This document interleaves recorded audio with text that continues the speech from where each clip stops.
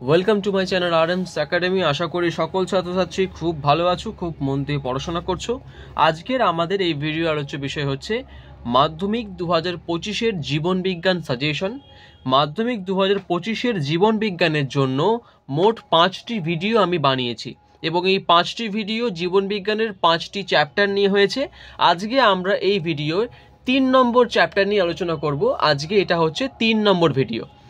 আজকে বংশগতি এবং কয়েকটি সাধারণ জিনগত রোগ এই চ্যাপ্টার থেকে কমপ্লিট সাজেশনটা আমি আলোচনা করব, যেই সাজেশনটা তোমাদের পরীক্ষায় কমন দিতে বাধ্য।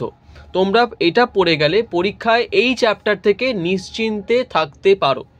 আজকে আমি এই অধ্যায় থেকে এমসিকিউ মার্কস 1, মার্কস 2 এবং মার্কস 5 মানে A to Z টোটাল যা যা প্রশ্ন তোমাদের পরীক্ষায় আসতে পারে সব প্রশ্ন দেব এবং উত্তর সহ থাকবে। আমি বেশি কথা বলছি না, আমি শুরু করছি ভিডিওটা। তার আগে বলে রাখি যে প্রত্যেকে যারা যারা এখনও চ্যানেলটিকে সাবস্ক্রাইব করোনি অবশ্যই সাবস্ক্রাইব করো, এবং যারা যারা আগের ভিডিওগুলো দেখোনি জীবন বিজ্ঞান থেকে অবশ্যই কিন্তু দেখে নিও, ওগুলো কিন্তু কমপ্লিট সাজেশন ভিডিও।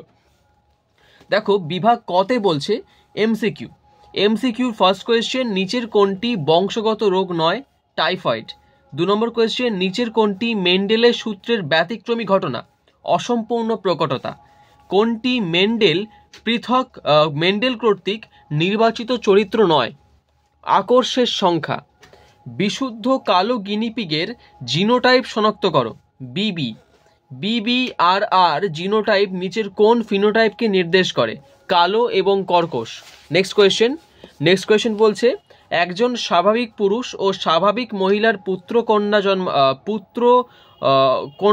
কন্যা জন্মানোর সম্ভাবনার অনুপাত কত? 1:1।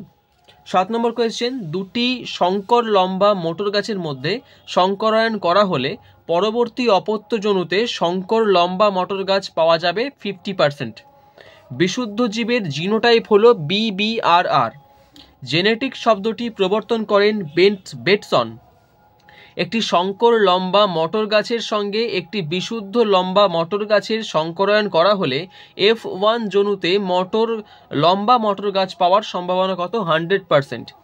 একজন বালক জীব গোটাতে সক্ষম এবং অপরজন সক্ষম নয়, এটিকে কি বলে? প্রকরণ বলে। TT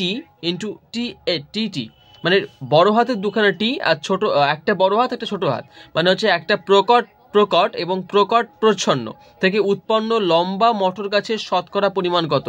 100%। কোনটি মটর গাছের বৈশিষ্ট্য নয়?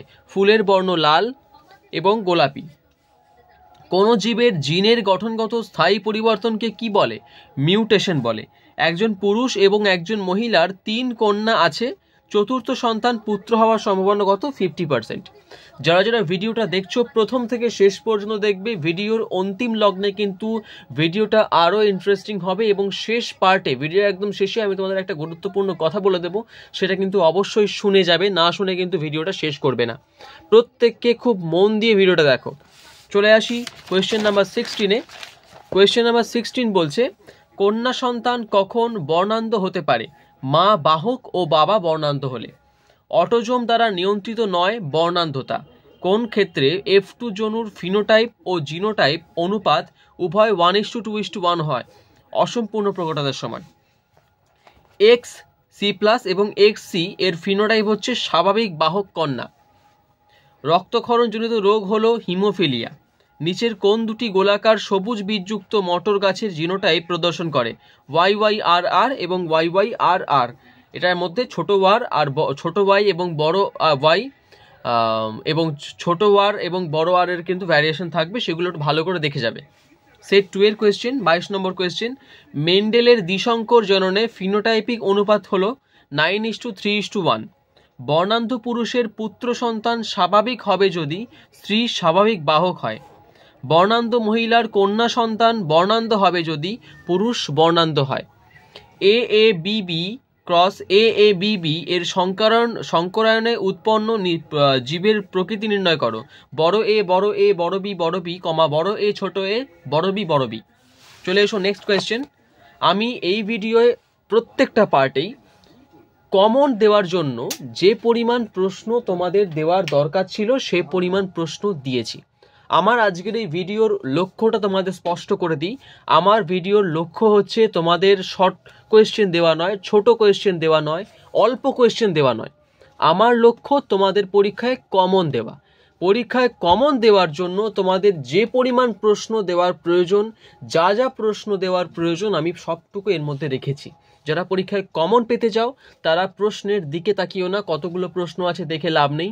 যারা পরীক্ষায় কম কোয়েশ্চেন পড়ে যেতে চাও তারা এখান থেকে কিছু কোয়েশ্চেন বাদ দিতে পারো, কিন্তু যারা কমন পেতে চাও অবশ্যই সবগুলো কোয়েশ্চেন পড়ে যাবে। একদম কমপ্লিট সাজেশন কিন্তু এখানে দেওয়া আছে। আচ্ছা, চলে এসো কোয়েশ্চেন নাম্বার 26-এ। কোয়েশ্চেন নাম্বার 26 বলছে, মানুষের লিঙ্গ নির্ধারণে পিতা ও মাতার মধ্যে কার গুরুত্বপূর্ণ ভূমিকা? বলছে পিতার। কোন অবস্থায় প্রচ্ছন্ন বৈশিষ্ট্য প্রকাশিত হয়? হোমোজাইগাস। জিনেটিক্সের পরীক্ষায় বহুল ব্যবহৃত প্রাণীটির নাম কি? ড্রসোফিলা। মেন্ডেলের প্রথম সূত্র পৃথকীকরণ সূত্র। মেন্ডেলের এক সংকর জনন পরীক্ষায় F1 জনুতে প্রকাশিত বৈশিষ্ট্যটি হল প্রকট বৈশিষ্ট্য। মেন্ডেলের দ্বিসংকর জনন পরীক্ষায় প্রাপ্ত গোল গাছের মধ্যে YYRR জিনোটাইপযুক্ত গাছের পরিমাণ হচ্ছে 2/9। মেন্ডেলের দ্বিসংকর জনন পরীক্ষায় প্রাপ্ত সবুজ কুঞ্চিত বীজযুক্ত গাছের পরিমাণ নির্ণয় করো, 1/16। হাইড্রপস ফিলাটিস যে রোগের সঙ্গে সম্পর্কিত সেটা হচ্ছে থ্যালাসেমিয়া। রয়্যাল হিমোফিলিয়া অপর নাম হচ্ছে হিমোফিলিয়া এ। যে রোগের ক্ষেত্রে পুরুষরা কখনো বাহক হয় না সেটা হচ্ছে এক্স ক্রোমোজোম ঘটিত রোগ।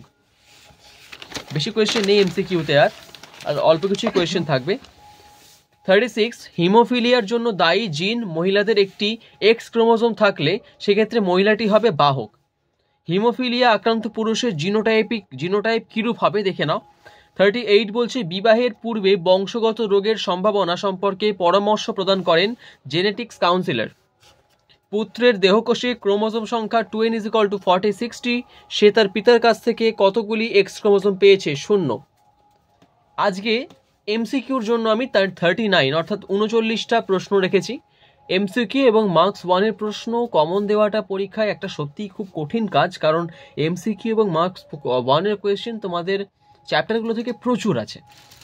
তাই আমাকে বাধ্য হয়েই খুব ইম্পর্টেন্টগুলো বাছার পরেও এরকম 39টা বা 30টা এরকম ধরনের প্রশ্নের নাম্বার কিন্তু এসেছে। তাই যারা কমন পেতে চাও তাদের কিন্তু এই কটা প্রশ্ন পড়ে যেতেই হবে।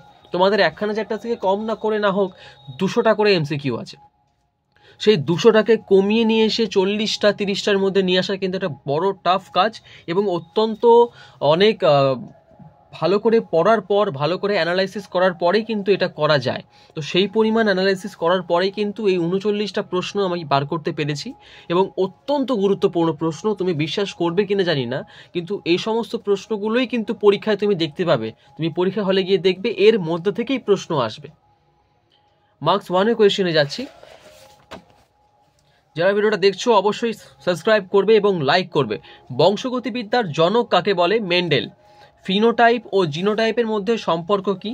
বংশগতিতে জিনোটাইপ হলো কারণ এবং ফিনোটাইপ হলো তার ফলাফল। নেক্সট কোয়েশ্চেন, মানুষের একটি প্রচ্ছন্ন প্রকরণের উদাহরণ দাও।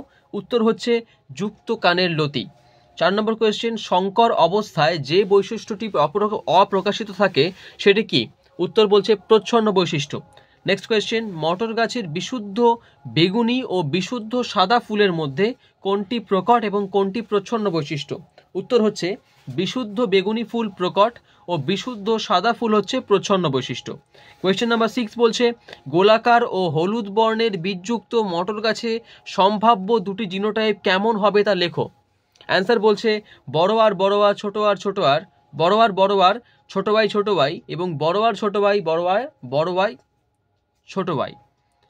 বলছে আর আর ওয়াই এবং আর আর ওয়াই এর মধ্যে সাদৃশ্য কি? উভয়ই হোমোজাইগাস জীব।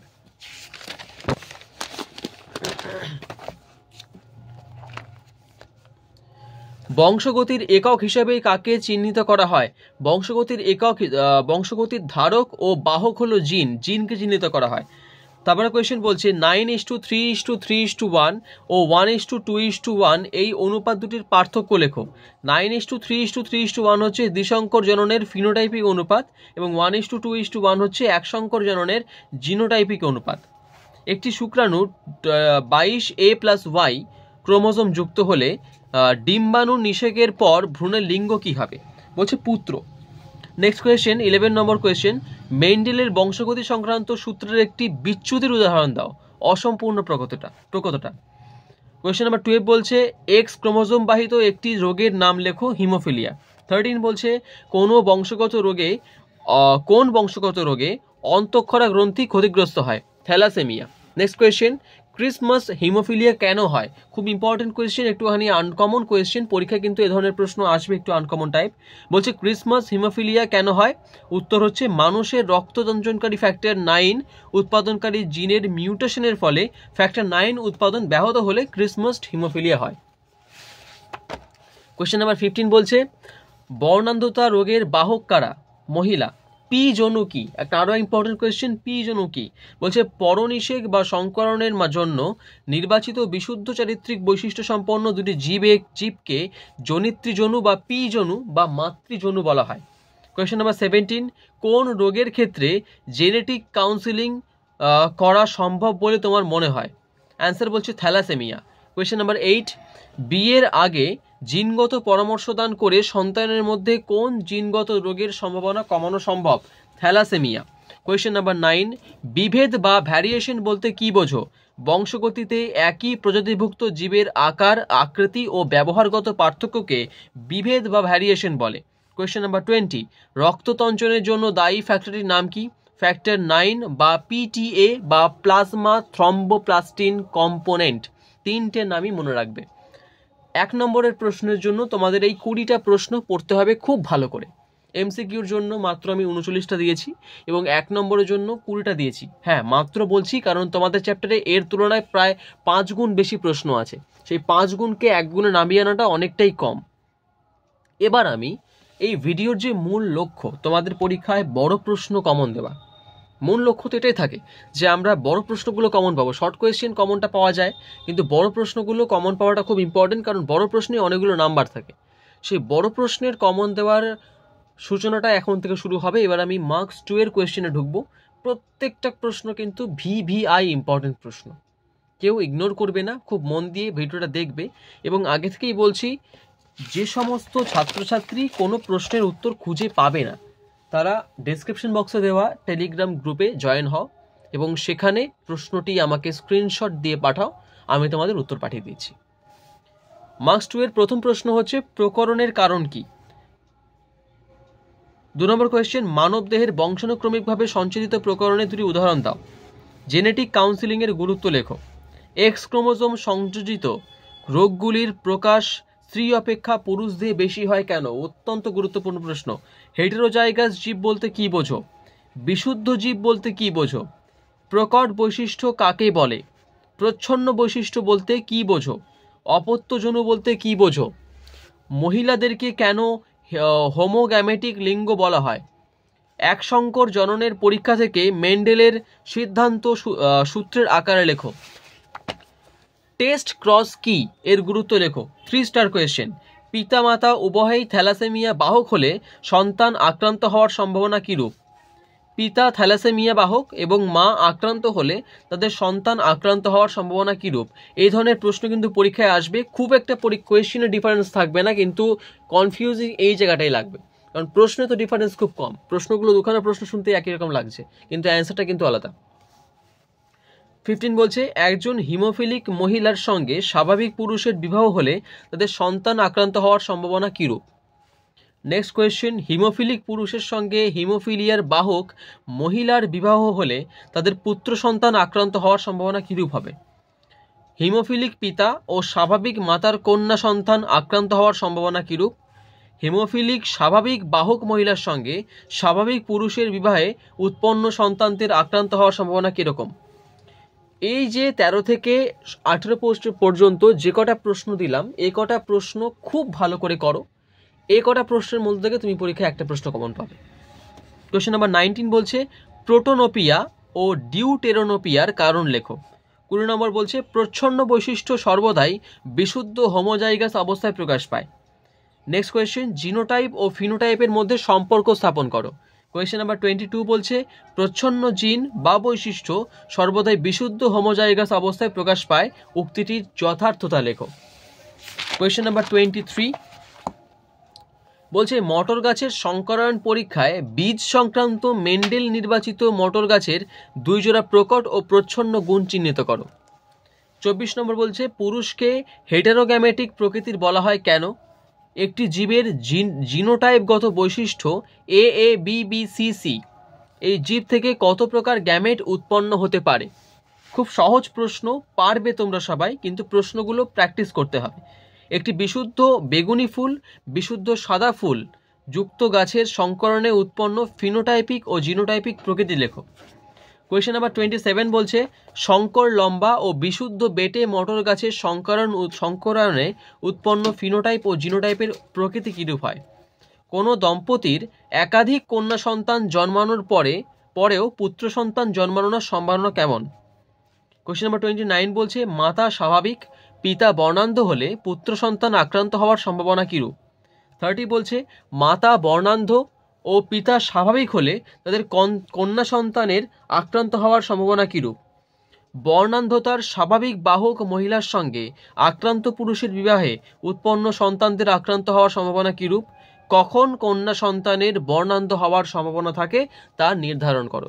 তোমরা মার্কস 2 এর জন্য এই 32টি প্রশ্ন খুব ভালো করে যাবে। আমি একটা খুব ইম্পর্টেন্ট কথা বলবো, ভিডিওর শেষ পর্যন্ত থাকো, অবশ্যই শুনতে হবে তোমাদের কথাটা, কারণ প্রত্যেকের মনে একটা নাহলে ভুল ধারণা রয়ে যাবে। চলে এসো এবার এই ভিডিওর শেষ লগ্নে। এই ভিডিও আমি তোমাদের লাস্টে একটু মিষ্টি মুখ করেই ছাড়বো, তোমাদের সবারই খুব প্রয়োজন পড়বে এই লাস্টের পার্টটা, মার্কস 5 এর পার্ট। এই চ্যাপ্টার থেকে অর্থাৎ জীবনবিজ্ঞানের 3 নম্বর চ্যাপ্টার থেকে মার্কস 5 এর যে সমস্ত প্রশ্ন আমি বলছি, প্রশ্নগুলো একদম চোখ বন্ধ করে ভালো করে যেও। এখান থেকে কমন থাকবে, আরএমস একাডেমি বলছে। পরীক্ষা দিতে যাও, কোয়েশ্চেন দেখো, মেলাও, ভিডিও সেভ করে রাখো, আমাকে কমেন্ট বক্সে এসে জানিও, আমি এখানেই আছি। চলে এসো 5 নম্বরের কোয়েশ্চেন। সমস্ত টেস্ট ক্রসই ব্যাক ক্রস, কিন্তু সমস্ত ব্যাক ক্রস টেস্ট ক্রস নয়, ব্যাখ্যা করো। এর সঙ্গে বলছে সংকর বৈশিষ্ট্য প্রকাশ, জিনগত বৈশিষ্ট্য প্রকাশ ও প্রয়োজনীয় জিনের সংখ্যার উপর ভিত্তি করে এক প্রকট বৈশিষ্ট্য ও প্রচ্ছন্ন বৈশিষ্ট্যের মধ্যে পার্থক্য নিরূপণ করো। হিমোফিলিয়া রোগটি মহিলাদের তুলনায় পুরুষদের দেহে বেশি ঘটে কেন? থ্যালাসেমিয়া ও হিমোফিলিয়ার পার্থক্য লেখো। থ্যালাসেমিয়ার ক্ষতিগ্রস্ত দুটি অঙ্গের নাম লেখো। মানুষের দুটি অটোজোমীয় প্রকট বৈশিষ্ট্যের উদাহরণ দাও। জেনেটিক কাউন্সিলিং কিভাবে সামাজিক সমস্যা কমাতে পারে তা বিচার করো। জেনেটিক কাউন্সিলিং থ্যালাসেমিয়া রোগ প্রতিরোধে সহায়ক, ব্যাখ্যা করো। কোয়েশ্চেন নাম্বার 4 বলছে মেন্ডেলের এক সংকর জনন পরীক্ষাটি চেকার বোর্ড সহযোগে বর্ণনা করো। মেন্ডেল তার বংশগতি সংক্রান্ত পরীক্ষায় মটর গাছ কেন নির্বাচন করেছিলেন? আর দুটো প্রশ্ন আছে, বলছে একটি পরিবারে বাবা ও মা দুজনেই স্বাভাবিক, কিন্তু তাদের এক ছেলে হিমোফিলিয়া আক্রান্ত হয়েছে, ঘটনাটি কিভাবে সম্ভব তার চেকার বোর্ডের সাহায্যে দেখাও। মেন্ডেলের মটর গাছের দ্বিসংকর জননের পরীক্ষায় YYRR ক্রস YYRR F2 জনুতে যে সকল জিনোটাইপে অনুপাত 1 হয় তা চিহ্নিত করো। কোয়েশ্চেন নাম্বার 6 আজকের ভিডিওর শেষ প্রশ্ন। থ্যালাসেমিয়া রোগীদের অ্যানিমিয়া হয় কেন? থ্যালাসেমিয়া রোগে প্রতিরোধে বারবার রক্ত পরিবর্তন করার সুবিধা ও অসুবিধা লেখো। তোমরা মার্কস 5 এর জন্য এই 6টি প্রশ্ন অত্যন্ত ভালো করে যাবে। আজকে এই ভিডিওয় তোমাদের আমি জীবনবিজ্ঞানের 3rd চ্যাপ্টার থেকে কমপ্লিট সাজেশন দিলাম। এবার যে কথাটা তোমাদের আমি বলতে চাই সেটা হচ্ছে, তোমরা যারা ভাবছো, যাদের অনেকের ভুল ধারণা আছে যে আমি কোনো কিছু পড়বো না সারা বছর, একদম লাস্টে গিয়ে সাজেশন দেখবো, পরীক্ষায় পাশ করে যাবো, ভালো নাম্বার পেয়ে যাব, এটা একদম ভুল ধারণা। কারণ সাজেশন কিন্তু কখনো একদম 100% কারেক্ট হবে এটা স্বয়ং ভগবানও বলতে পারে না। কারণ সাজেশন কি? সাজেশন হচ্ছে প্রেডিকশন, তাই না? একটা সম্ভাবনা। কিন্তু কোয়েশ্চেন তো আমি করছি না, কোয়েশ্চেন করছে বোর্ডের লোক। তো বোর্ডে যিনি কোয়েশ্চেন করছেন তিনি ছাড়া কেউ বলতে পারেন না যে এই প্রশ্নটা আসবেই। কোনো স্যার বলতে পারে না, হয়তো বলতে পারি যে আসার সম্ভাবনা বেশি। সাজেশন তোমাদের পাস করাতে পারে, মোটামুটি পাস করাতে পারে, পরীক্ষা একটু কমন দিতে পারে, তোমরা যেটুকু প্রিপারেশন নিয়েছো তার থেকে হয়তো 20% আরও তোমাকে পুশ করতে পারে। কিন্তু তোমরা যদি ভাবো সাজেশন নিয়ে আমি 90% নাম্বার পেয়ে যাব, তা কিন্তু কখনোই সম্ভব নয়। অল টাইম জীবনে কোনো সময় প্রিপারেশনের থেকে কাউকে বেশি গুরুত্ব দেবে না।